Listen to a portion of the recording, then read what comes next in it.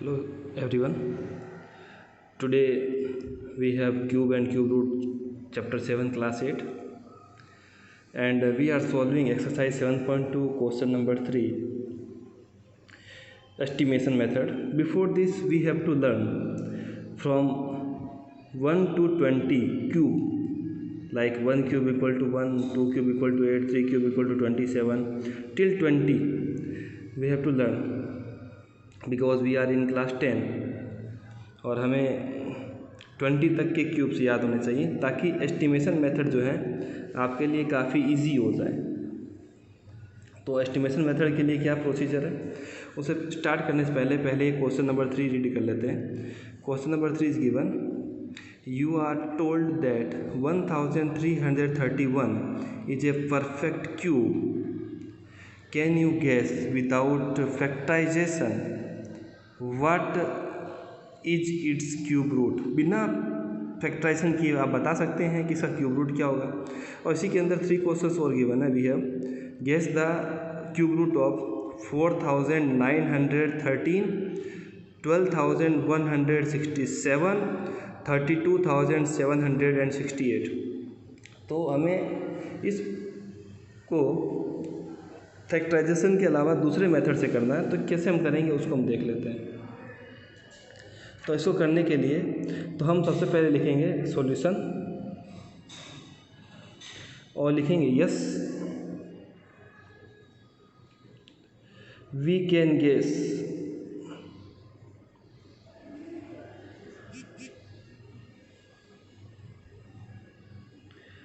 Without prime factorisation.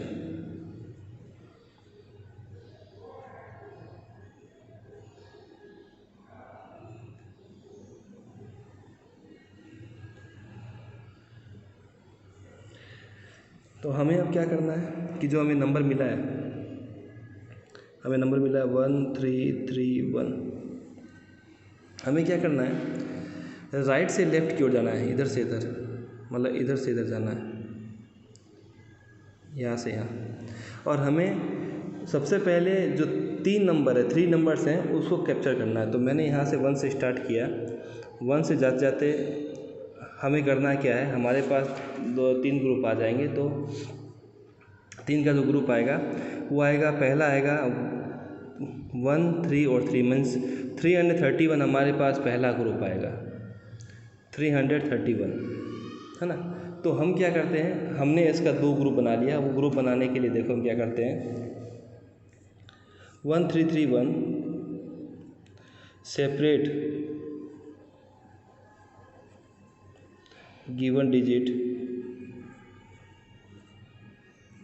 Into 2 groups.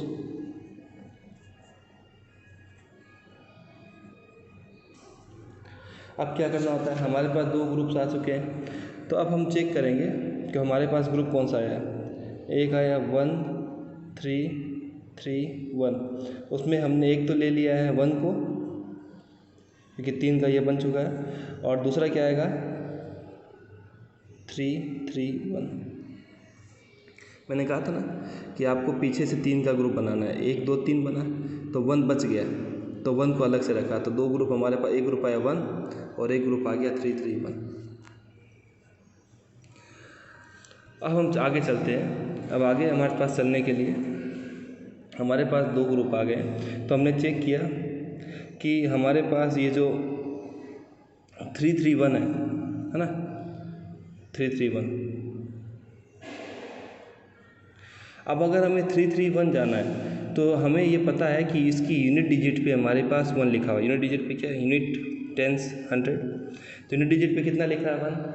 तो अगर हमें यूनिट डिजिट जाना है तो आपको पता है कि 1 का जो क्यूब होता है वो 1 ही होता है ना। तो आप इसके यूनिट डिजिट प्लेस पे अगर आपको 1 दिया हुआ है तो उसका आंसर भी क्या आएगा, 1 ही आएगा। तो हम लोग इसको कैसे निकालेंगे, देखिए 331 unit place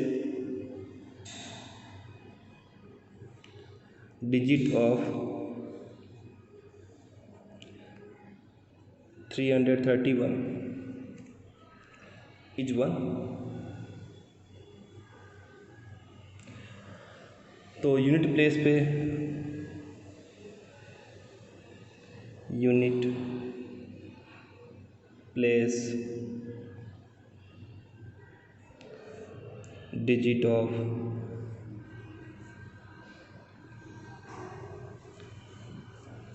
cube root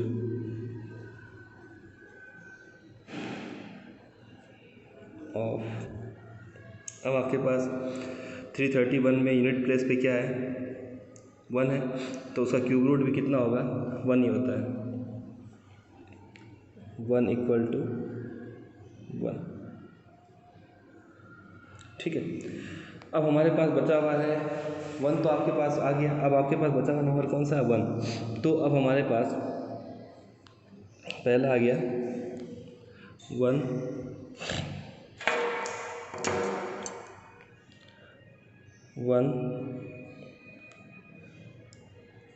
unit place digit of 1 is 1। तो हमारे पास 10th डिजिट का आ गया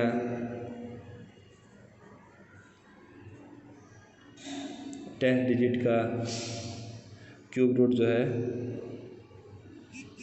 वो 1 इज इक्वल टू 1 है ना।